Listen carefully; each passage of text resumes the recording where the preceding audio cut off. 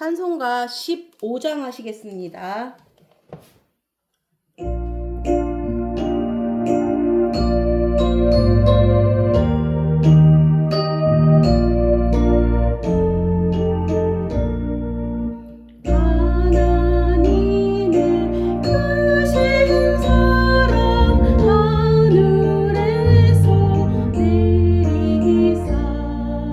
우리 맘에 항상 계셔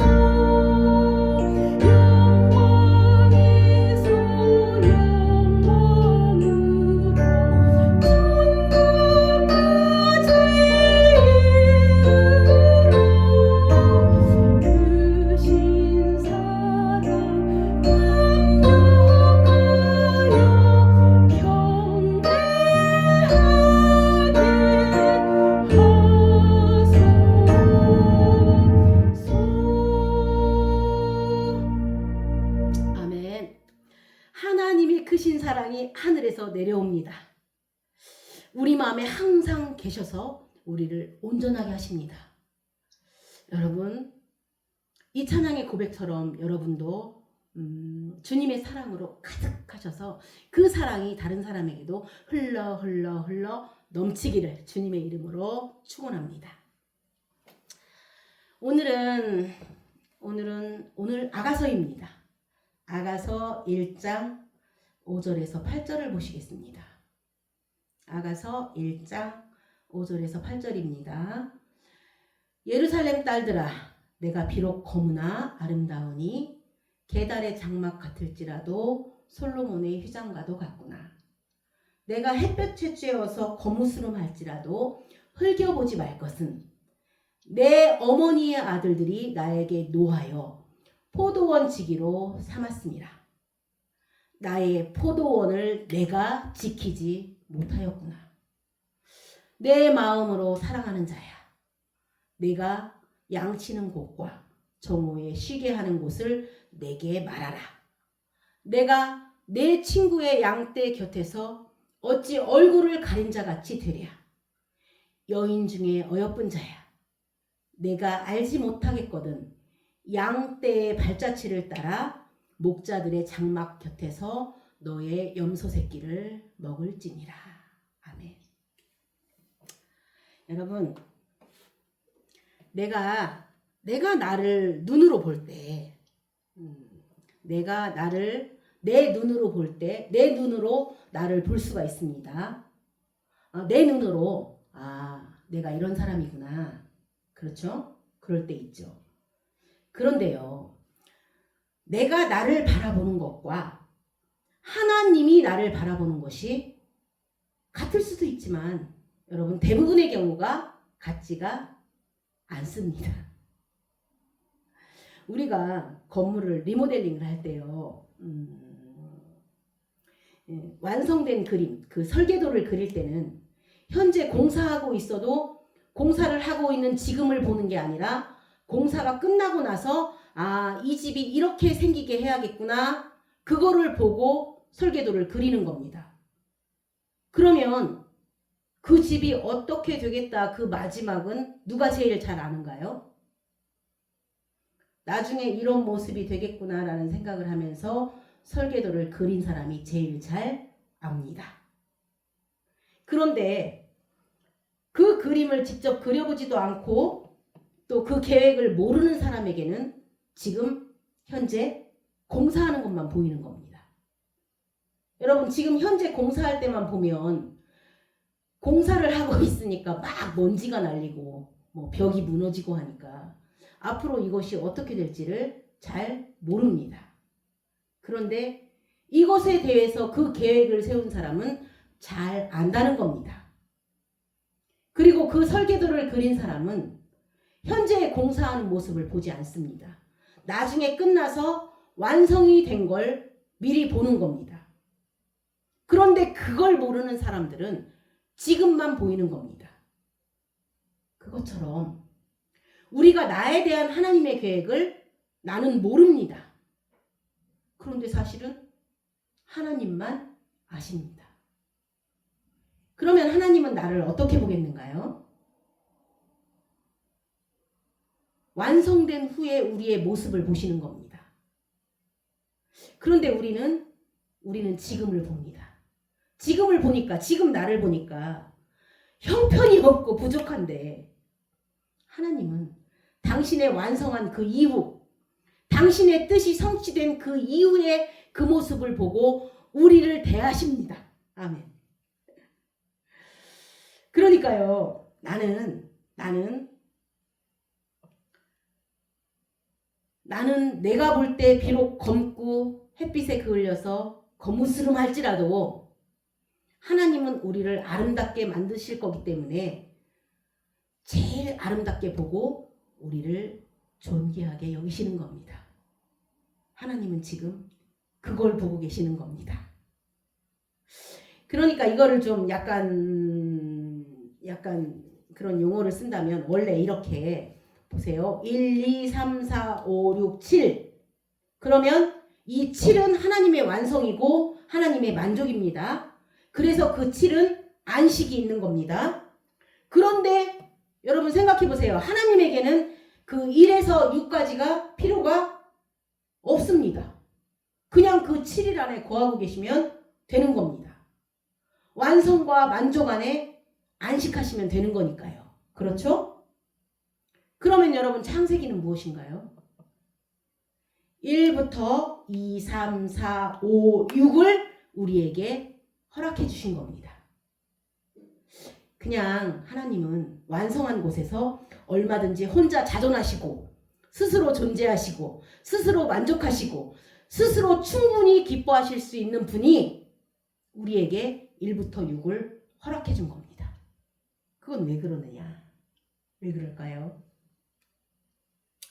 1부터 6을 거치는데 여러분 거기서는 피조물이 존재할 수 있습니다. 원래는 하나님은 혼자만 계셔야 되는 것입니다. 만약에 하나님께서 당신의 절대성을 주장하시면 하나님은 혼자만 계셔야 됩니다. 그 누구도 하나님과 함께 존재할 수 없습니다. 인정하시죠? 유일무이하신 분이고 자존하시는 그런 분이 우리에게 1일부터 6일까지를 허락하신 것은 무엇인가 당신의 절대성을 포기하고 비우시고 우리가 존재할 수 있는 그 자리를 만들어 주신 겁니다. 그래서 없던 거를 만들었습니다. 여러분, 원래 하나님 당신 안에 흑암과 혼돈과 공허가 있었겠는가요? 그런데 우리를 거기에 존재하게 하기 위해서 당신의 영광과 충만과 하나님의 지혜를 순간적으로 포기하시는 겁니다. 우리를 사랑하시기 때문에 비우시는 겁니다. 그 빛을 가리우니까 어둠이 생기고 그 충만함의 주장을 포기하시니까 공허가 생기고 하나님의 뜻을 잠시 내려놓고 비우시니까 혼돈이 창조되는 겁니다. 그래서 1부터 6일이라는 날짜가 생기는 겁니다. 감히 하나님과 존재할 수 없는 것들을 그곳에서 출발하게 만들었습니다. 그래서 할 수 없이 우리의 출발이 원치는 않지만 어둠과 흑암과 혼돈과 공허로 출발을 하는 겁니다. 그렇지만 그것은 하나님이 그대로 내버려 두지 아니하시고 우리를 존재케 한 다음에 그리고 나서 당신의 원래 본질을 그 안에다 집어넣어 주십니다. 그걸 우리가 거듭낸다라고 합니다. 그 안에 집어넣어 주셔서 우리도 하나님의 영생에 참여할 수 있게 만드시는 겁니다. 그래서 1부터 6 안에 들어간 사람들을 제7일로 인도하시는 것이 하나님의 최종 목적입니다. 이제는 그 안식의 세계를 함께 누릴 수 있습니다. 원래 없던 자예요. 이제는 7이 당신의 것만이 아니라 함께 누리는 7이 되는 겁니다. 그래서 성경은 전부 이 7에 대한 이야기입니다. 내 남편이 몇 명이냐 물으니 5명이 있다고 했습니다. 그런데 주님 뭐라고 하셔요? 야, 이 6번째도 내 남편이 아니고 너는 7번째 남편을 만나야 한다고 말씀하십니다. 7번째 남편이 나오는데 이게 바로 그리스도가 고난을 받고 십자가에서 돌아가셔서 우리 안에 진리로 오실 때 그때 7번째 남편이 되시는 겁니다. 여러분, 도랑아리도 6개 있었습니다. 그 안에 것이 다 물로 인해서 죽고 율법으로 말미암아 심판을 받는 겁니다. 예수님께서 항아리에서 그 물을 떠다 갖다 주라고 하는데 똑같은 물이 율법이 되었을 때는 우리를 심판하지만 다시 그 말씀이 죽은 자에게는 복음이 되어서 부활이 되어서 그 부활된 새 생명을 연회장에게 갖다 주니까 그 연회장 속에서 7번째 항아리가 생겨지는 겁니다. 여러분 7번째 항아리가 나오는 겁니다. 전부 그런 얘기들입니다. 그러니까 우리가 말하는 하늘나라, 예수천당, 불신지옥이라고 얘기하지만 그렇게 얘기하면서도 아직도 그 사람들은 육체적인 신앙에 머물러 있는 겁니다. 죽어서 천당 가는 생각만 합니다. 그러면 죽어서 천당 가는 생각만 하면 그러면 그거 극락 가는 거나 천국 가는 거나 전부 똑같은 얘기입니다.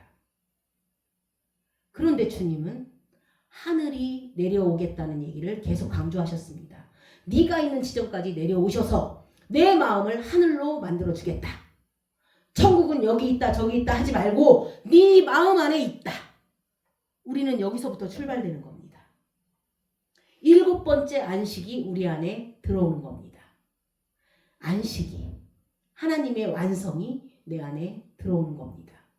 그곳에서 우리가 함께 동참하게 되면 하나님이 나를 현재 바라보고 있는 그 눈을 나도 함께 공유하게 됩니다. 그 눈을 가지고 살아라. 이것이 천국 백성의 삶입니다. 하나님의 안식의 세계에 들어가서 하나가 되고 하나님과 생명을 공유할 때 그 생명의 성품에 신의 성품에 참여할 때 그때 눈은 너의 눈이 아니라 함께 바라보는 눈이고 그때 마음은 함께 품는 마음이고 그때 입술은 함께 이야기하는 것이라는 겁니다. 그래서 여러분 거기서 바라보니까 그게 바로 변화산이었던 겁니다. 베드로가 거기서 바라보니까 이제는 자기 눈이 아니라 하나님이 나를 바라보던 그분의 눈으로 예수 그리스도를 보게 되는 겁니다. 제7일에 머무르게 되는 겁니다. 그래서 볼까요? 마태복음 17장 1절에서 3절입니다. 마태복음 17장 1절에서 3절입니다. 엿새 후에 예수께서 베드로와 야고보와 그 형제 요한을 데리시고 따로 높은 산에 올라가셨더니 그들 앞에서 변형되사 그 얼굴이 해같이 빛나며 옷이 빛과 같이 희어졌더라. 그때 모세와 엘리야가 예수와 더불어 말하는 것이 그들에게 보이거늘. 여러분, 예수님은 변형된 게 아닙니다. 예수님을 바라보는 우리의 눈이 바뀐 겁니다. 누군가 봤습니다. 여러분, 어느 날 남편이나 아내가 굉장히 멋있게 보이는 날이 있습니다. 그런데요, 그게 그 아내나 남편이 원래 멋있었는데 그동안 못 봤던 겁니다. 그리고 내 마음이 변하니까 그게 보이는 겁니다. 어느 날 보인 게 변한 게 아닙니다, 여러분. 갑자기 생쥐가 신데렐라가 된 게 아니라 원래 그랬는데 몰랐던 겁니다. 그런데 어느 날 다른 눈으로 보니까 내 아내가, 내 남편이 가장 아름다운 게 보이는 겁니다. 그러니까 해같이 빛나고 옷이 빛과 같이 휘어지는 것들이 엿새 후에 보입니다. 그렇죠? 엿새 후. 그럼 엿새 후면 며칠인가요? 분명히 엿새 후에 예수께서 베드로와 이렇게 얘기를 했으니까 엿새 후는 며칠이에요? 아시겠죠? 성경은 다 그렇게 하나님의 비밀이 그 안에 숨어 있는 겁니다. 엿새 후는 7일입니다. 7일의 눈으로 보면 그렇게 보이는 겁니다. 그럼 뭐가 보이는 건가요?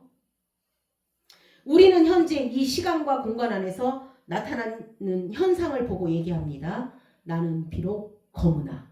그렇죠? 그러나 하나님은 당신의 완성 이후의 거를 그걸 진리라고 하는데 하나님은 진리를 얘기하시는 겁니다. 너무 아름답다. 우리 고린도후서 6장 9절에서 10절을 보시겠습니다.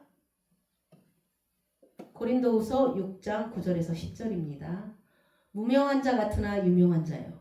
죽은 자 같으나 보라. 우리가 살아있고 징계를 받는 자 같으나 죽임을 당하지 아니하고 근심하는 자 같으나 항상 기뻐하고 가난한 자 같으나 많은 사람을 부요하게 하고 아무것도 없는 자 같으나 모든 것을 가진 자로다. 여러분 이거 지금 이 본문을 제가 제 방식으로 다시 읽어보겠습니다. 성경을 보시면서 잘 비교하면서 들어보세요. 현상으로 보면 무명한 자 같으나 하나님의 눈에서 보면 너는 유명한 자다. 나는 죽은 자 같으나 보라 너는 살아있다. 난 징계를 받는 자 같으나 절대로 죽이자고 하는 징계가 아니라 살리자고 하는 징계다. 근심하는 자 같으나 사실은 네 안에 희락과 평강이 있다. 가난한 자 같으나 사실은 많은 사람을 부유하게 하고 아무것도 없는 자 같으나 사실은 모든 것을 가진 자로다. 이해하기 쉽죠? 그래서 찬양에도 기쁨을 감추지 못한다고 하시는 겁니다. 너의 하나님 여호와가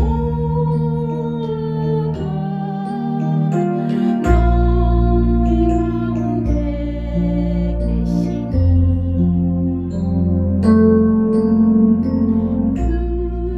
그는 구원을 뜻을 찾는 자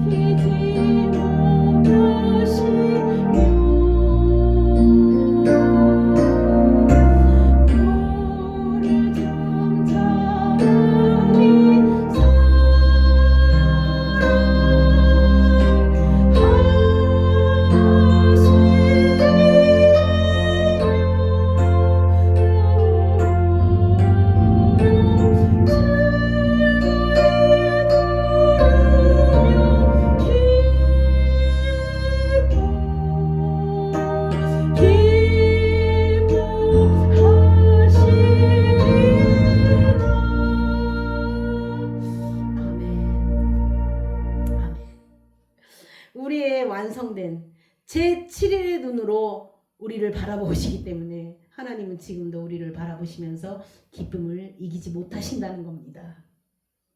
비록 지금 우리의 모습은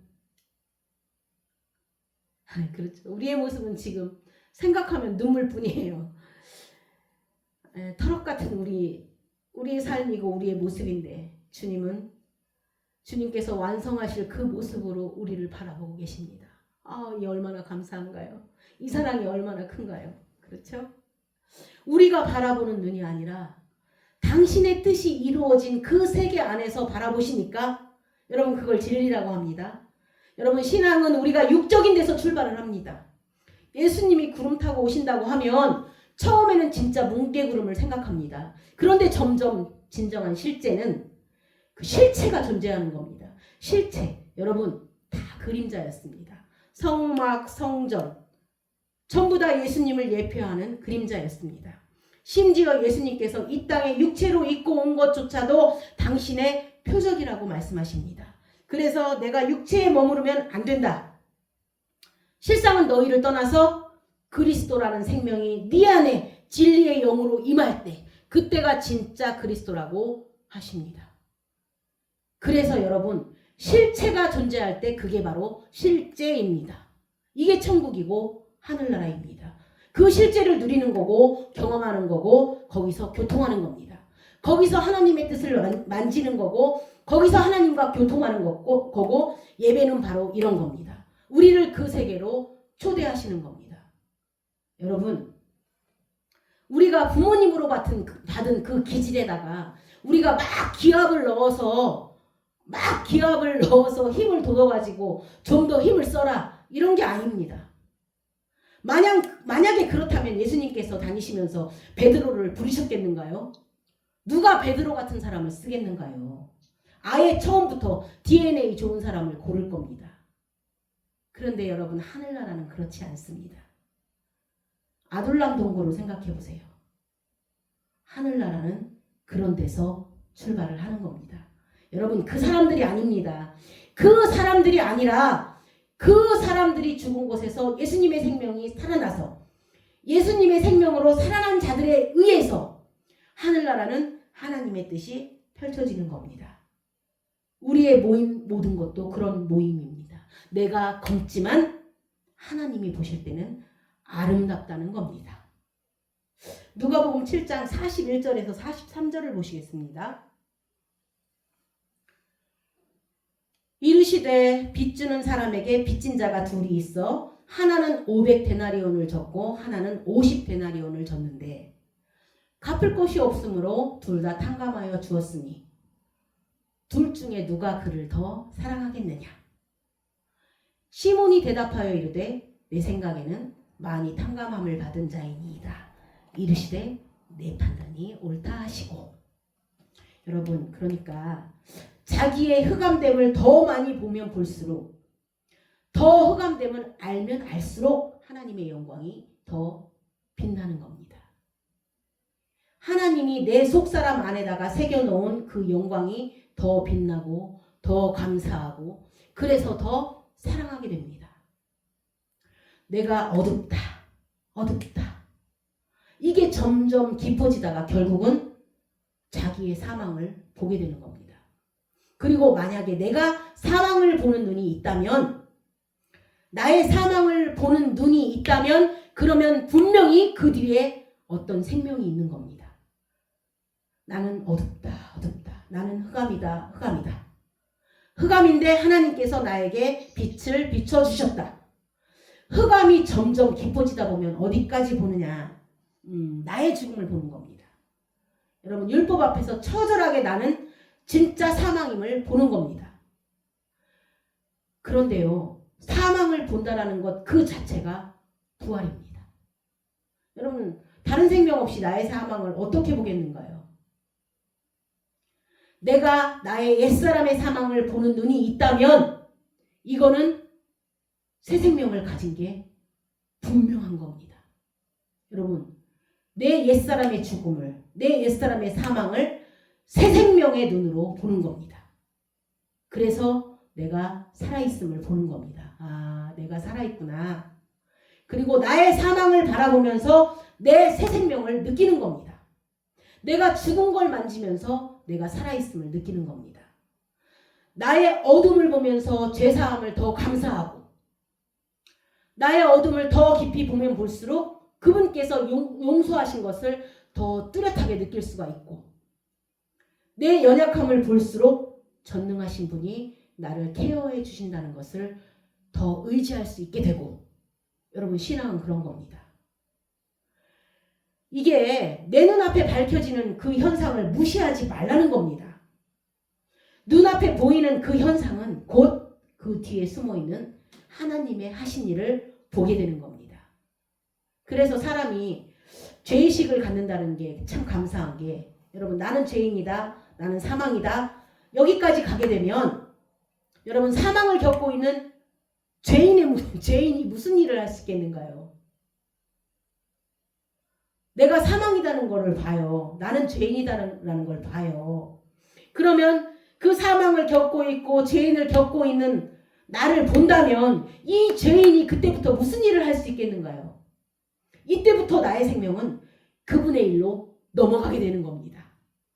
내가 죄인의식을 가지면서 오히려 이건 하나님이 당신의 일을 하시는구나. 내 인생 자체가 하나님의 일이구나. 그래서 아주 대업이구나. 큰일이구나. 하나님의 거룩한 일이심을 보게 되는 겁니다. 그래서 나는 검다 하는데 실제로 오히려 더 아름다움은 이게 진리로 보게 되는 겁니다. 나에게 주신 지혜와 계시의 눈으로 나는 사실은 아름다운 존재구나. 난 사실은 존귀한 존재구나를 보게 되는 겁니다. 아멘.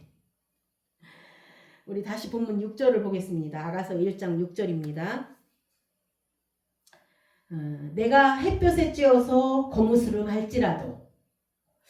지금 이 여자는 자기가 얼굴이 비록 검지만 이 여자가 사랑받는 사람이기 때문에 무엇인가를 아는 겁니다. 그리고 자기를 사랑하는 그 남자 때문에 뭔가 믿음이 있는 겁니다. 그래서 자기는 이렇지만 하고 이렇지만 이렇게 나가는 겁니다. 6절 마저 볼까요? 내가 햇볕에 쬐어서 거무스름 할지라도 흘겨보지 말 것은 내 어머니의 아들들이 나에게 노하여 포도원 지기로 삼았음이라. 사실은요, 햇빛과 그 포도원 지기를 삼은 것과 일맥상통합니다. 그게 무슨 얘기냐면, 여러분 잘 생각해 보세요. 이 빛이라는 게, 이 빛을 쪼이게 되면 빛이니까 우리가 환해져야 될 것 같은데, 그쵸? 그런데 사실 안 그럽니다. 실제로 태양볕에 나가면 얼굴이 검어집니다. 이와 똑같은 원리입니다.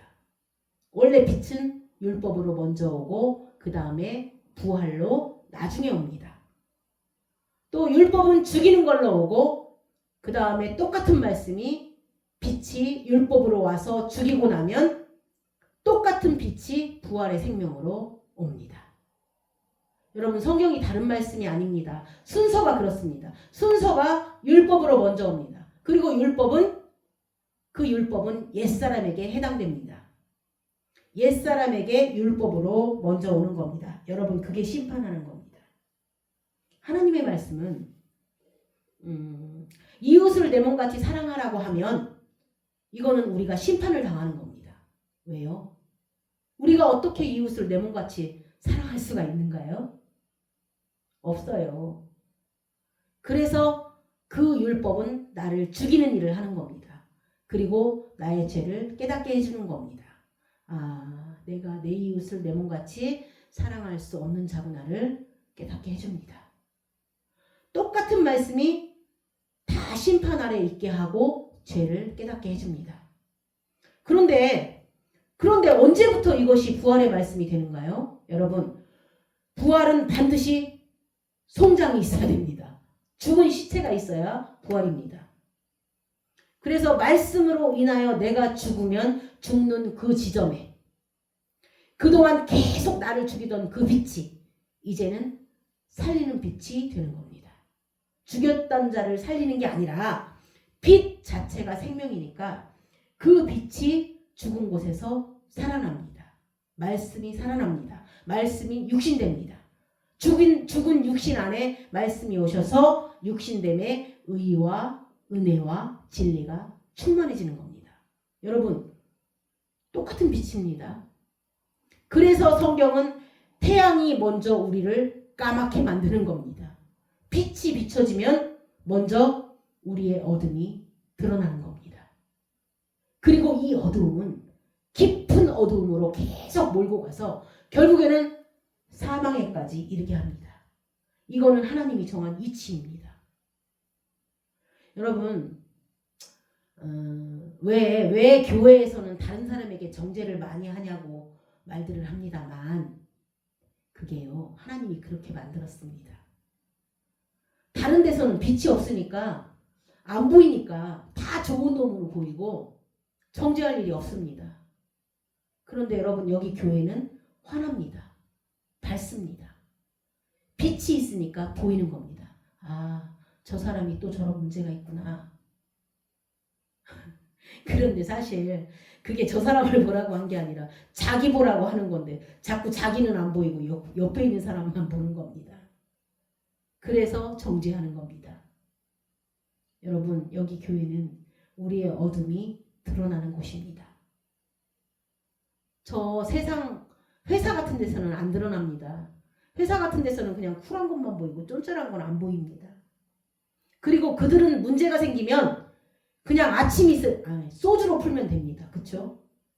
그들은 그들의 소중한 주님으로 푸는 겁니다. 그런데 우리는 여러분 소중한 주님을 날마다 외쳐도 안 풀어집니다. 대낮의 빛이 우리의 모든 어둠을 다 드러나게 하니까 여러분 우리 눈에 보일 수밖에 없습니다. 그러니까 우리가 판단받고 판단하는 것은 하나님이 정한 이치입니다. 판단하고 판단받게 되어 있습니다. 그러면 어디까지 판단해야 되는가요? 아예 피를 말려 죽게 만들어야 합니다. 우리가 그 역할을 감당하는 겁니다. 김 집사가 이 집사를 피 말려 죽여야 됩니다. 그래야 이 집사가 빛으로 부활하는 겁니다.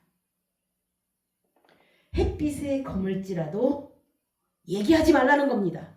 이게 율법이 정한 이치입니다. 성경에 다 써 있습니다. 확인하겠습니다. 로마서 3장 19절에서 20절입니다. 로마서 3장 19절에서 20절입니다. 우리가 알거니와 무릇 율법이 말하는 바는 율법 아래에 있는 자들에게 말하는 것이니 이는 모든 입을 막고 온 세상으로 하나님의 심판 아래에 있게 하려 함이라. 그러므로 율법의 행위로 그의 앞에 의롭다 하심을 얻을 육체가 없나니 율법으로는 단지 죄를 깨달음이니라. 여러분 햇빛에 우리 얼굴에 거품이 드러나더라도 흘기지 말라는 겁니다. 그리고 내 포도원을 지키라는 것은 여러분 율법이 하는 요구입니다. 다시 본문으로 가서 6절을 가서 확인하겠습니다. 6절을 보면 내 어미 아들들이, 그렇죠? 이거는 공동체 안에 같은 울타리에 있는 식구들을 말하는 겁니다. 같은 울타리 안에 있는 식구들이 율법으로 나에게 그렇게 많은 요구가 있지만 실제로 내가 요구를 들어줄 수가 없었다는 겁니다. 왜요? 정작 구원은 나로부터 가능하지 않기 때문입니다. 노력해서 되는 문제가 아니라 6절에서 7절로 넘어가야 합니다. 정작 내 포도원을 내가 지킬 수 없습니다. 그냥 어둠만 드러낼 뿐입니다. 검은 것만 드러나지 내가 그 포도원을 지킬 수는 없습니다. 그래서 불러야 됩니다. 여러분 아이들이 지가 막 해보다가 안 되면 탁 던져놓고 울어버립니다. 이게 굉장히 복음적인 겁니다. 부르면 되니까요. 우리도 마찬가지입니다. 우리는 도저히 안 됩니다. 우리가 얼마나 그 많은 방법론에 시달렸는가요? 어떻게? 그러나 사도 바울이 경험합니다. 원하는 바 선을 행치 못하고 원하지 아니하는 악만 행한다는 겁니다. 이거 사도 바울이 경험한 겁니다. 그래서 나중에 사도 바울이 뭐라고 그래요? 방법이 아니라 하우가 아니라 후로 넘어갑니다. 누가 나를 이 사망의 몸에서 건져내겠는가? 그러니까 바울은 자기 사망의 몸을 본 겁니다. 이 사망의 몸에서 누가 나를 건져낼까? 그러다가 나중에 벌써 그리스도 예수 부를 이름이 있어서 감사하다는 겁니다. 내가 부를 이름이 있어서 감사하다. 내가 그리스도 예수 이름으로 말미암아 감사하리로다. 여러분 어떻게가 아니라 누구입니다. 우리는 누구를 불러야 됩니다. 6절 맞아보실까요? 내 어머니의 아들들이 나에게 노하여 포도원 지기로 삼았음이라. 나의 포도원을 내가 지키지 못하였구나. 여기서 벌써 내 포도원을 내가 노력하고 아무리 요구해도 지킬 수 없지만 그렇기 때문에 내 눈을 돌려서 7절 내 마음으로 사랑하는 자야. 내 마음으로 사랑하는 자야. 내 마음에 사랑하는 자야. 저는 이 사랑만 나오면 껌뻑합니다. 여러분 사랑입니다. 모두 사랑입니다. 그런데 사람들의 사랑을 보면 참 마음이 아픈데 좀 잘하면 사랑스럽고 좀 못하면 미웃고 그럽니다. 하지만 하나님 사랑은 안 그럽니다.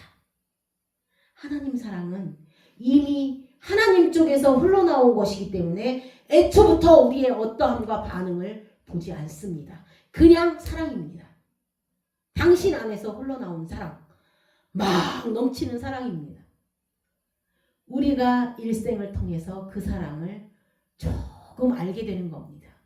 아, 하나님의 사랑은 참 대단한 사랑이시다. 그래서 사랑하게 됩니다. 그분의 사랑을 받으면서 그분을 더욱 사랑하게 됩니다. 여러분, 사랑은 받아서 사랑하는 겁니다. 그러니까 이 여인도 그 솔로몬 왕으로부터, 이 여인이 아마 노예라고도 할 수 있습니다. 그렇죠? 어떤 얼굴도 검은 그런 어떤 술람미 여인이 왕을 사랑하는 이야기니까요. 그런데 이 여인이 결국은 자기 포도원을 지킬 수 있는 힘이 자기한테는 없는 겁니다. 계속 어두움만 드러날 뿐인 그런 존재가 결국은 이름을 부르는 겁니다. 우리가 마치 전혀 모든 것이 불가능할 때 그리스도의 이름을 부르는 겁니다. 전에는 내 지혜와 작정하는 마음과 용기와 결단으로 해보면 될 줄 알았습니다. 그래서 우리가 연세 드신 분들을 존경해야 되는 이유가 그분들도 다 우리처럼 그걸 겪어왔다는 겁니다. 그러나 나중에 깨달은 겁니다. 우리의 마음으로 될 수 있는 일이 거의 하나도 없다는 걸 아시는 겁니다.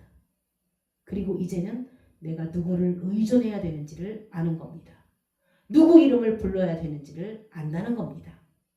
나를 창조하시고 나의 생명 대신 나를 구원하실 수 있는 그분의 이름을 부르면 된다라는 겁니다. 나의 사랑하는 자야. 그런데 지금 이 여자는 반말을 하고 있는 걸 보면 우리보다는 주님과 관계가 더 가까운 걸 알 수 있습니다. 굉장히 가까운 겁니다. 7절에 보면 상간마마의 양떼 이렇게 안 나갑니다. 네가 양치는 곳과 이렇게 말을 합니다. 7절입니다. 아가서 1장 7절입니다. 내 마음으로 사랑하는 자야, 내가 양치는 곳과 정오에 쉬게 하는 곳을 내게 말하라. 내가 내 친구의 양떼 곁에서 어찌 얼굴을 가린 자같이 되랴. 여러분, 내가 네 친구의 양떼 곁에서입니다. 지금까지는 네 양떼에 속하지 않고 너와 함께하는 다른 친구들의 양떼에서 거기서조차 그렇죠. 옛날에는 창녀들이 얼굴을 가렸었습니다. 그럼 이 이야기는 결국 창녀 취급을 당하고 있다는 겁니다. 손가락질 당하고 판단당하고 있다는 겁니다. 그러나 나는 그곳이 아니라 내가 있어야 될 곳은 너의 양떼 먹이는 그곳에 내가 있어야 된다는 겁니다. 너의 양떼 먹이는 그곳에서 내가 있어야 된다는 겁니다. 그러면서 여기에 기독교의 본질에 있어서 두 가지 굉장히 중요한 단어가 드러납니다. 아주 쉬운 건데 아주 중요한 단어입니다. 먹는다라는 것과 쉰다라는 것입니다. 그렇죠? 우리 기독교뿐만이 아니라 생명이 붙어있는 모든 존재들의 외침입니다. 먹는다라는 것과 쉰다라는 것입니다. 여러분, 그래서 먹음과 쉼이 합하면 안식이 되는 겁니다. 여러분, 쉬기만 하면 배가 고파서 안식이 안 됩니다. 먹으면서 쉴 때 참된 안식이 일어나는 겁니다. 먹으면서 쉬는 겁니다. 그래서 쉰다라는 것은 아무것도 안 한다의 뜻이 아니라 나보다 강한 자에게 내 삶을 맡길 때 이게 쉬는 겁니다. 나보다 강한 자에게. 내가 진짜 전능하다고 믿는 자에게 나의 인생을 올인하면 쉼이 일어나는 겁니다. 너희는 보고 있어라. 너희는 가만히 들을지라. 여호와께서 너를 위해 싸우는 것을 보라. 그게 쉼입니다. 너희 양떼들이 쉬는 것과 양떼들이 먹는 것, 이 먹는 것이 굉장히 중요합니다. 왜 중요한지 한번 볼까요? 마태복음 16장 19절입니다. 마태복음 16장 19절입니다. 내가 천국 열쇠를 내게 주리니 내가 땅에서 무엇인지 매면 하늘에서도 매일 것이요 내가 땅에서 무엇이든지 풀면 하늘에서도 풀리리라 하시고. 여러분, 저거는 하늘과 땅이 하나가 되는 겁니다. 땅과 하늘이 하나가 된다. 지금 땅에서 천국 열쇠를 줬더니 하늘과 땅이 하나가 된다고 합니다. 땅에다가 천국 열쇠를 줬더니 땅과 하늘이 하나가 됐다는 겁니다. 그럼 이 천국 열쇠가 무엇인가요? 하늘입니다. 보세요. 땅에게 말합니다. 땅에게 말하는 거예요. 내가 천국 열쇠를 주리니 그 천국 열쇠를 가지는 순간 땅과 하늘이 하나가 된다는 겁니다. 하늘이신 자기 자신을 주신 겁니다. 바로 하늘이신 당신과 땅인 우리가 하나가 되는 겁니다. 여러분 괜히 풀고 매고 너무 힘들게 생각하지 마세요. 땅과 하늘이 연합이 되는 겁니다. 그 천국 열쇠는 바로 하늘이신 당신 자신을 이야기하는 겁니다. 그래서 성경은 전부 그리스도께서 자기 자신을 주시겠다라는 약속을 하시는 겁니다. 그리고 주시는 얘기를 하는 겁니다. 그런데 주시려니까 양식으로 주시는 겁니다. 그래서 전부 성경은 양식에 관한 이야기입니다. 여러분 부활하고 나서도 전부 양식을 주는 얘기입니다. 부활하고 나서도 엠마오 제자들에게 떡을 떼어주시고 그쵸? 디베랴 바닷가에서 기다렸다가 생선 구워주시고 전부 이제는 양식을 주는 이야기, 당신 자신을 주는 이야기입니다. 왜냐하면 그리스도를 양식으로 내가 가질 때 하늘과 땅이 하나가 됩니다. 그럼 그때부터는 영적인 실제가 이루어지는 겁니다. 그분이 양식으로 내 안에 들어오면 더 이상 그림자나 예표나 어떤 격식이 아니라 형식이 아니라 실체가 내 안에 존재된 양식으로 우리 안에 올 때 진리입니다. 그 진리가 내 안에 들어올 때 그때는 옛날에 베드로가 손잡고 다니던 예수님보다 더 실제가 온 겁니다. 그 실체이신 그분이 내 안에 존재하는 상태를 우리가 실제한다고 얘기합니다. 이거는 진짜다. 참이다. 여러분 그게 진리입니다. 그러니까 그 순간이 이 세계가 영혼의 세계입니다. 세대주의자들은 줄로 쭉 내려서 한 줄로 쭉 내려서 성경을 창세기부터 끝까지 차례대로 읽습니다. 양심시대, 율법시대, 은혜시대 무슨 시대로 다 구분해가지고 나중에 종말에 1000년, 2000년 쭉 늘어놓습니다. 그러면 여러분 생각해보세요. 그러면 시대마다 그 시대 것만 살아야 되는 겁니다. 그런데 성경은 처음부터 끝까지 한 사람 안에 다 해당되는 겁니다. 그러면 어떻게 되는가요? 이 세상의 시간을 벗어나서 어떤 하나님의 시간 안에서 창세기와 계시록이 다 어느 한 점에 딱 모이면 이걸 영원이라고 합니다. 이게 하늘나라입니다. 여기서 일어나는 겁니다. 여러분 우리가 십자가에 죽었다면 십자가에 못 박혔는데 어디서 죽었냐는 겁니다. 일직선상에 있는 그 히스토리, 역사 안에서 죽은 것이 아니라 바로 이것이 딱 하나로 되어서 그렇죠. 이게 하나님의 손바닥입니다. 아까 말한 제7일에 일어나는 일, 7번째 남편인 그리스도가 내 안에 들어와서 실존하는 참된 이 좋은 우주가 없어져도 그건 없어지지 아니하는 그 세계, 그 세계의 시간, 그곳에서의 영역 이런 것이 우리 안에 존재하는 겁니다. 그리고 이 안에서 그 안에서 하나님과의 교통이 이루어지고 이 안에서 하나님께서 나를 향한 일들을 성취하십니다. 이 안의 것을 우리가 감각하는 것이 영적인 감각으로 또 지혜와 계시로 그리스도를 알고 하나님을 알게 되는 것입니다. 그곳에서 알게 되는 하나님이 나를 더욱더 그리스도의 장성한 분량으로 자라게 해주시는 겁니다. 여러분 바로 그 하늘을 주시는 겁니다. 그분을 끊임없이 양식으로 먹을 때 되어지는 겁니다. 그래서 예배가 중요합니다. 예배를 보겠습니다. 예배. 요한복음 4장 20절부터 볼까요? 요한복음 4장 20절입니다. 우리 조상들은 이 산에서 예배하였는데 당신들의 말은 예배할 곳이 예루살렘에 있다 하더이다. 예수께서 이르시되 여자여 내 말을 믿으라. 이 산에서도 말고 예루살렘에서도 말고 너희가 아버지께 예배할 때가 이르리라. 예배할 때가 이르리라. 그러니까 이 산 저 산 하던 이 예배를 우리도 요즘들 예배 드린다고 하면 어디 이렇게 묻지 않습니까? 예배당. 그쵸? 그런데 여기 건물은 이 건물은 없어져도요. 여러분 교회는 안 없어집니다. 그리스도가 머리가 되시면 됩니다. 그죠? 율법의 머리가 잘린 곳에 그리스도가 내 머리가 되는 순간 우리는 교회가 됩니다. 이곳의 공동체. 우리가 바깥에 들에 나갔어도 이곳의 머리가 그리스도가 되시면 교회가 됩니다. 교회는 항상 예배가 있는 곳입니다. 그러면 예배는 무엇인가요? 이산 저산의 개념이 아니라 때의 문제입니다. 이때는 우리가 말하는 어떤 시간의 때가 아닙니다. 왜냐하면요. 그 다음 절 22절 보실까요?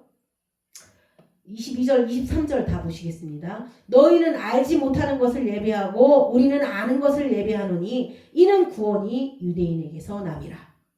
여기서 유대인은 그리스도를 말합니다.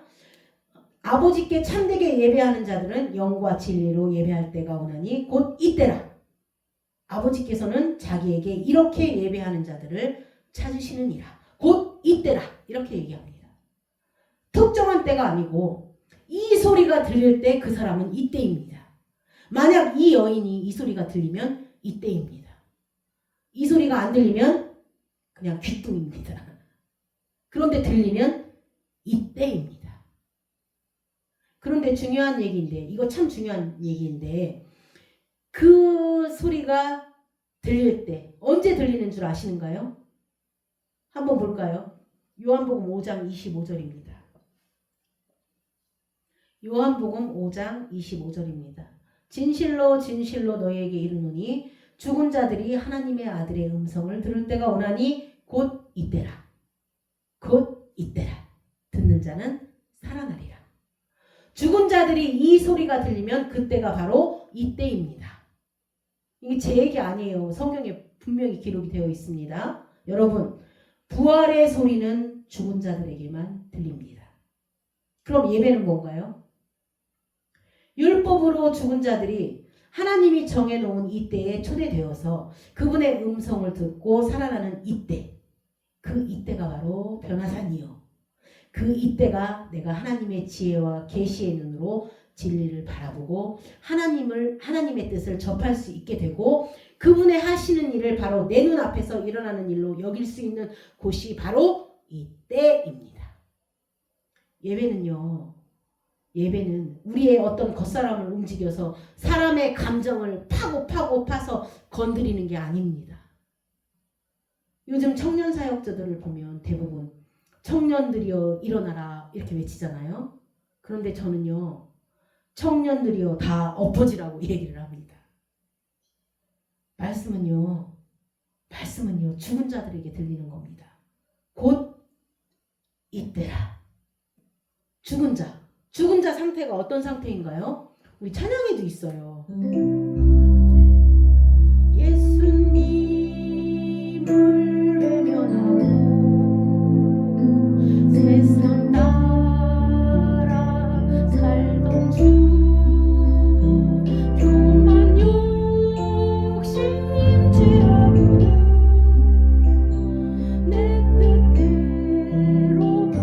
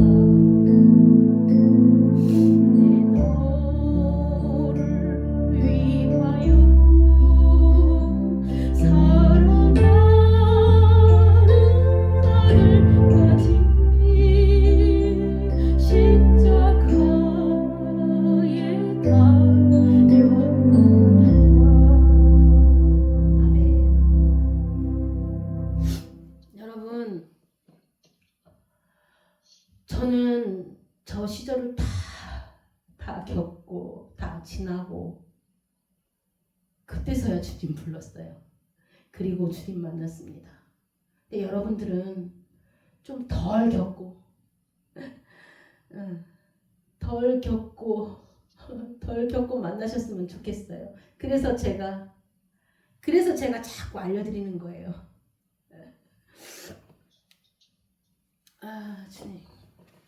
여러분들 주님 말씀하시는 그 음성 듣는, 그렇죠. 그 순간이 고통스럽긴 하지만 그 주님의 이름을 부르고 주님 앞에 울고, 그래서 내가 죽어져서 그 주님의 음성이 들리는 그 자리까지 가시기를 주님의 이름으로 축원합니다. 그래서 그 자리에서 들으세요. 사랑하는 자녀야, 내 너를 위해요. 이렇게 했다, 이렇게 했다. 그 음성까지 들으시길 바랍니다. 마태복음 11장 18절에서 19절입니다. 마태복음 11장 18절에서 19절입니다. 하늘나라는요, 여러분, 하늘나라는 뭘 먹느냐 마시느냐 또 뭐 이런 게 아니라는 겁니다. 마시면 안 되고 먹으면 안 되고 또 뭘 먹어야 되고 뭘 해야 되고 뭘 하면 안 되고 이런 게 아니라는 겁니다. 교회에서는 참 그런 게 많아요. 뭘 해야 되고 뭘 하면 안 되고 뭘 저렇게 해야 되고 이렇게 해야 되고 이렇게 해야 되고.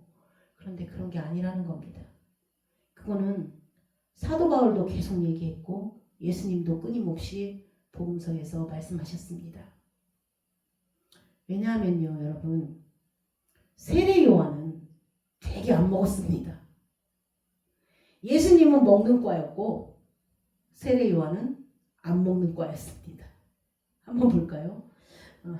18절. 요한이 와서 먹지도 않고 마시지도 아니하며 그들이 말하기를 귀신이 들렸다 하더니, 인자는 와서 먹고 마시며 말하기를 보라, 먹기를 탐하고 포도주를 즐기는 사람이요 세리와 죄인의 친구로다 하니 지혜는 그 행한 일로 인하여 옳다함을 얻느니라. 여러분, 이 말씀을 그냥 말씀으로 읽었는지 모르겠지만 다시 잘 보세요. 인자는 와서 먹고 마시네, 보라, 먹기를 탐하고 포도주를 즐기는 사람이요. 그런데 이 얘기는 너희가 먹고 마시는 것을 따지지 말라는 것입니다. 너희 말 자체가 모순이고, 지혜는 당신을 말합니다. 당신은 나중에 결과로 인하여 너희들이 알 수 있다는 겁니다. 그런데 여러분, 이렇게 말씀하시던 분이 나중에 십자가 바로 직전에 아주 비장하게 말씀하신 내용이 뭔가요? 기억하시나요? 누가복음 22장 15절에서 20절입니다. 조금 전에 마태복음에서 그렇게 말씀하시던 예수님께서 지금 누가복음 22장 15절에서 20절을 보겠습니다. 이르시되 내가 고난을 받기 전에 너희와 함께 이 유월절 먹기를 원하였노라. 내가 너희에게 이르노니 이 유월절이 하나님의 나라에서 이르기까지 다시 먹지 아니하리라 하시고, 이에 잔을 받으사 감사 기도하시고 이르시되 이것을 갖다가 너희끼리 나누라. 그러니까 사양하시는 겁니다. 지금 그 포도주를 즐기시던 분이 지금 포도주를 사양하시는 겁니다. 18절이요. 내가 너희에게 이르노니 내가 이제부터 하나님의 나라가 임할 때까지 포도나무에서 난 것을 다시 마시지 아니하리라 하시고, 또 떡을 가져 감사 기도하시고 떼어 그들에게 주시며 이르시되 이것은 너희를 위하여 주는 내 몸이라. 너희가 이를 행하여 나를 기념하라 하시고, 저녁 먹은 후에 잔도 그와 같이 하여 이르시되 이 잔은 내 피로 세우는 새 언약이니 곧 너희를 위하여 붓는 것이라. 여러분, 예수님도 이제 십자가라는 큰 일을 이루셔야 하는 겁니다. 어떤 분이 그럽디다. 축구 선수들이 대업을 이루기 전에 술을 먹으면 안 되는 것처럼 예수님도 술을 끊는 얘기인 줄 알았다고. 큰 일을 이루기 전에 예수님께서 술을 끊는 이야기인 줄 알았다고 그렇게 얘기하더라고요. 그래서 십자가 올라가기 전에 포도주를 끊으시는가 그렇게 생각을 했다고 합니다. 그런데 성경은 참 희한하고 우리가 알 수 없는 그런 일들이 참 많습니다. 갑자기 저분은 왜 저런 이야기를 하시나? 저기에선 왜 이런 이야기들이 나오나? 여러분, 예수님이 하신 일이 무엇인가요? 그동안 전부 온 성경의 모든 이야기가 처음 창세기부터 예수님 오실 때까지 오실 예수님을 예표하셨습니다. 그 다음에 우리 안에서 하늘나라가 될 예수는 누구 입술을 통해서 얘기했나요? 육체 대신, 인자 대신 예수님의 입술을 통해서 얘기했습니다. 그전에는 끊임없이 이 땅에 오실 예수님을 계속 얘기했습니다. 그래서 그것들은 그림자였고 표적이었습니다. 그런데 그 표적이 와서 예수님도 그 표적을 내쫓습니다. 다 하나하나 내쫓습니다. 왜냐하면 당신이 진짜니까요. 그래서 성전에 들어가서 세상죄를 지고 가는 어린 양이 세상죄를 지러 가는 그 어린 양을 예표하는 양들을 다 내쫓는 겁니다. 이제 진짜가 왔으니까요. 내가 바로 세상죄를 지고 가는 어린 양이다. 그래서 그 어린 양을 예표하는 양들을 다 내쫓는 겁니다. 그리고 당신의 입으로 말씀하십니다. 이제 나도 너희를 떠나는 게 유익이라고 하십니다. 사실 당신도 최종적인 그림자라는 겁니다. 그럼 언제 그리스도냐? 육체의 예수가 존귀와 영광을 받는 것이 아니라 십자가 이후에 너의 생명이 될 때 그게 그리스도라는 겁니다. 그리고 그게 하나님의 최종 목적이라는 겁니다. 내 안에서 하늘나라를 만드는 것이 하나님의 뜻이라는 겁니다. 그래서 나는 인자가 고난을 받고 많은 세대의 버림을 받아야 될지니라 하면서 예수님이 이 얘기를 하시는 겁니다. 고난을 받기 전에 내가 6월절에 음식 먹는 걸 포기하고 너희들과 함께 마시는 포도주를 안 마시겠다는 겁니다. 왜요? 왜요? 왜 그러셨을까요?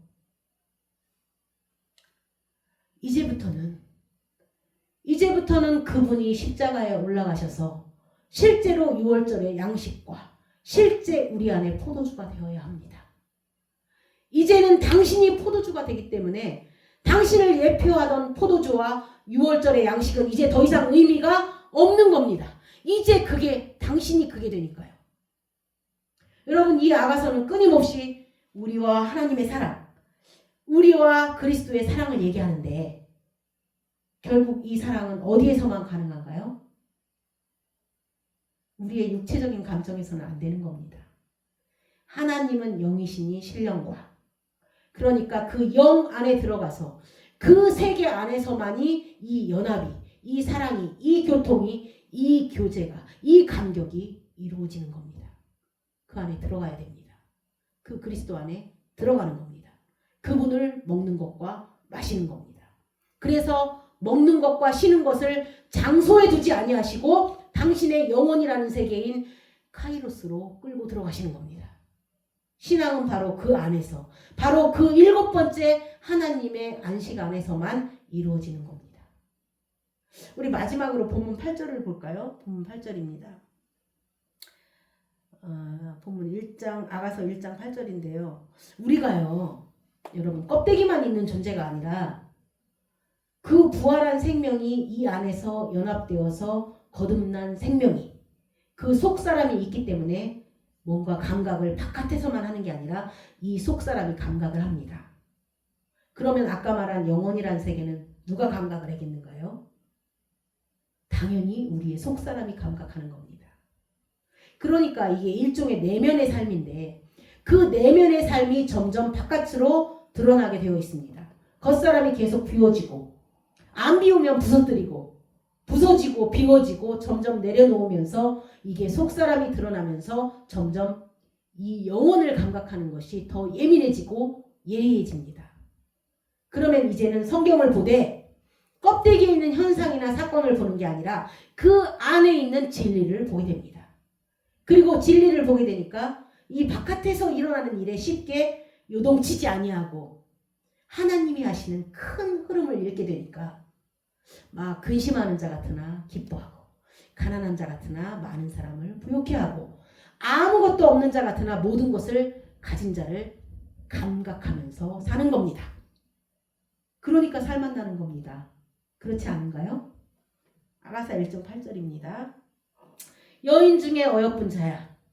네가 알지 못하겠거든. 양떼의 발자취를 따라 목자들의 장막 곁에서 너의 염소 새끼를 먹일지니라. 양떼의 발자취를 따라. 여러분 이거 간단합니다. 사실은 네가 지금 참 알지 못한다. 네가 알지 못하면 설교 잘 들으라는 얘기입니다. 아니, 다시 히브리서 13장 6절 8절을 볼까요? 히브리서 13장 6절에서 8절입니다. 여기에 써 있습니다. 6절 볼까요? 그러므로 우리가 담대히 말하되 주는 나를 돕는 이시니 내가 무서워하지 아니하겠노라. 사람이 내게 어찌하리요 하노라. 여러분 이 정도 되면 대단한 신앙입니다. 왜냐하면 하나님이 나를 돕는데 그 누가 아들을 아끼지 아니하시는 하나님의 사랑에서 나와 하나님의 사랑을 끊을 수 있겠냐는 겁니다. 여기까지 가면 진짜 대단한 겁니다. 7절을 볼까요? 7절. 하나님의 말씀을 너희에게 일러주고 너희를 인도하던 자들을 생각하며. 한 번 더 읽을까요? 하나님의 말씀을 너희에게 일러주고 너희를 인도하던 자들을 생각하며. 결국 이거는 성경입니다. 성경이에요. 이거 설교자 생각하지 마세요. 설교자를 생각해서 뭐 어쩌고저쩌고 막 이런 거 자기한테 갖다 대면 막 화를 내는데 설교자를 얘기하는 게 아니라 여러분 전체를 보라는 말입니다. 설교 말씀을 보라는 겁니다. 하나님의 말씀, 복음서나 보면 그들의 삶의 종말에 그렇죠. 저들의 행실의 종말을 보라는 겁니다. 다 잃었는데 더 이상 잃을 게 없는 그 사람들이 있습니다. 세상에서 가장 행복한 사람들의 표정이 더 이상 잃을 게 없는 사람들에게서 나온다고 합니다. 여러분 문 열어놓고 나가도 잃어버릴 게 없는데 근심이 되겠는가요? 더 이상 잃어버릴 게 없습니다. 그런데 딱 하나를 얻은 사람들, 예수 그리스도. 그분이 나를 위하시는데 누가 나를 대적하리요? 성경은 전부 이런 사람들의 이야기입니다. 사도행전이나 복음서나 이 모든 이야기들이 다 그런 사람들의 이야기입니다. 그게 바로 양들의 발자취입니다. 저들의 행실의 종말을 주의하여 보고 저의 모든 걸 본받으라는 것은 저들의 행실은 간단합니다. 여러분. 좀 전에 읽은 6절의 말씀입니다. 그 사람들은 자기로서는 아무것도 할 수 없지만 나를 돕는 자가 계시고 돕는 자가 나를 사랑하고 그래서 내가 담대하다. 그렇게 말한 사람들입니다. 그런 사람들의 끝을 보라는 겁니다.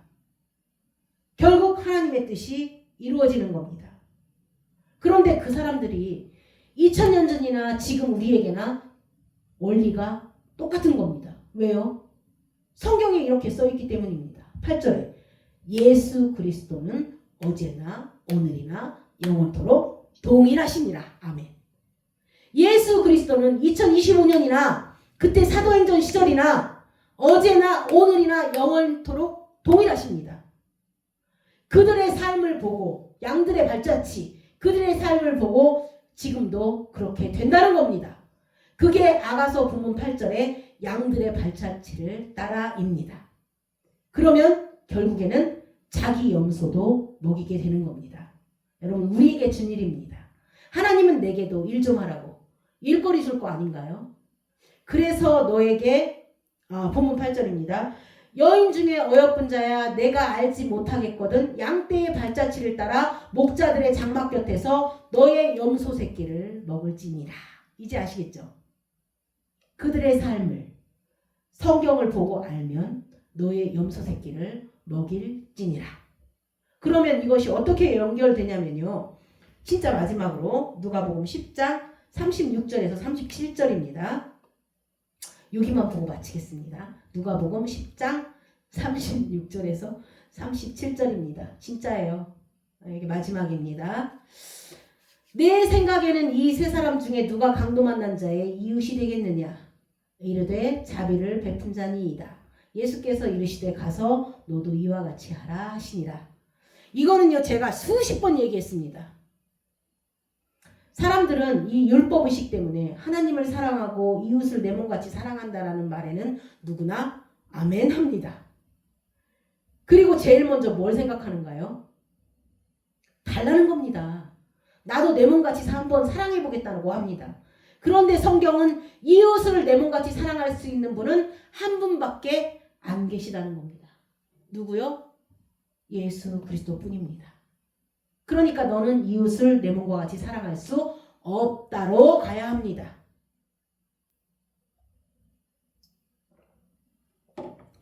그런데 율법사는 뭐라고 하는가요? 율법사가 누가 나의 이웃이냐고 물어보니까 예수님은 그 반대를 물어보십니다. 우리는 내가 도와줄 이웃이 누구냐라고 하는 질문에 예수님께서는 다 죽게 된 자, 이 사람이야말로 이웃이 필요하다는 겁니다. 여러분, 거반 다 죽게 된 자는 도와줄 힘이 없습니다. 누군가 와서 도와줘야만 되는 겁니다. 그러니까 이웃을 내 몸같이 사랑할 수 있는 그분이 와서 도와줘야 됩니다. 그러니까 이웃을 내 몸과 같이 사랑하기 전에 너는 자기 몸처럼 사랑할 수 있는, 우리가 이웃을 내 몸과 같이 사랑할 그 이웃을 찾기 전에 너를 자기 몸처럼 사랑하시는 그분을 만나야 된다는 겁니다. 여러분, 그분이 이웃입니다. 그래서 이웃은 그리스도 한 분입니다. 그분을 만나야 됩니다. 그 이웃을 만나면 너도 이와 같이 된다는 겁니다. 그 이웃에서 사랑을 받으면 내 안에 있는 그 사랑이 다시 다른 이웃을 사랑하게 해주는 겁니다. 여러분, 사랑은 받는 데 있다는 겁니다. 오늘 아가서를 대하는 우리 성도님들이 하나님의 사랑을 더욱 받으심으로 내 구주 예수를 더욱 사랑하는 인생이 되게 하시고 하나님을 이전보다 더욱 사랑하는 삶이 되게 하여 주시길 주님의 이름으로 축원합니다. 아멘.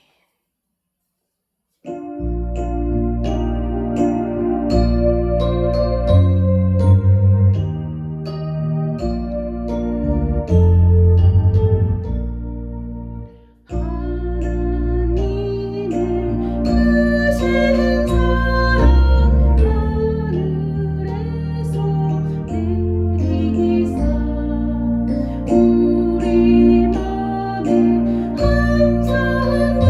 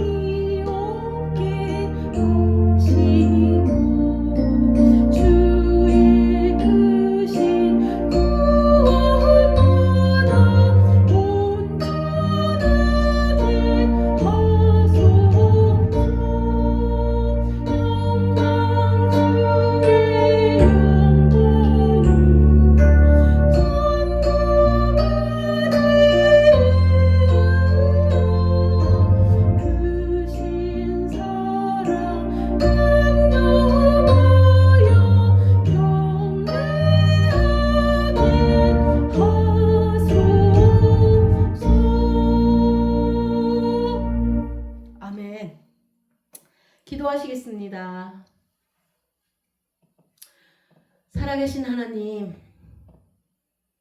우리를 이렇게 사랑해 주셔서 너무 감사합니다. 또 감사한 것은 하나님의 사랑이 우리의 현재 어떠함이나 우리의 태도나 우리의 행실에 있지 아니하고 오직 긍휼히 여기시는 우리에게 베푸신 십자가의 놀라운 성취 안에 있음을 믿게 해주시니 감사합니다. 우리가 비록 이런 시간과 육체와 공간이라는 이 한계 상황에 묶여 있지만 진리의 세계 안에서 하나님의 약속이 이루어짐을 믿는 믿음으로 살게 하여 주옵소서. 비록 지금 우리가 여러 한계를 가지고 연약함이라는 실존을 끌어안고 있지만 당신의 성품에 참여하는 놀라운 축복이 그리스도의 이름으로 말미암아 이루어지게 하여 주옵소서. 우리의 귀가 하나님의 음성을 듣게 하시고 우리의 눈이 아니라 우리가 나의 눈이 아니라 하나님께서 허락하신 그 진리와 영원의 세계를 보는 눈으로 말미암아 하나님의 뜻을 보는 우리가 되게 하시고 하나님의 사랑을 만지는 우리가 되게 하여 주옵소서. 이 모든 것이 사랑 외에는 아무것도 아닌 것이 되게 하여 주셔서 하나님을 사랑하고 형제를 내 몸과 같이 사랑하는 일이 우리 인생 안에 풍성하게 허락하여 주옵소서. 감사드리며 예수님의 이름으로 기도드렸습니다. 아멘.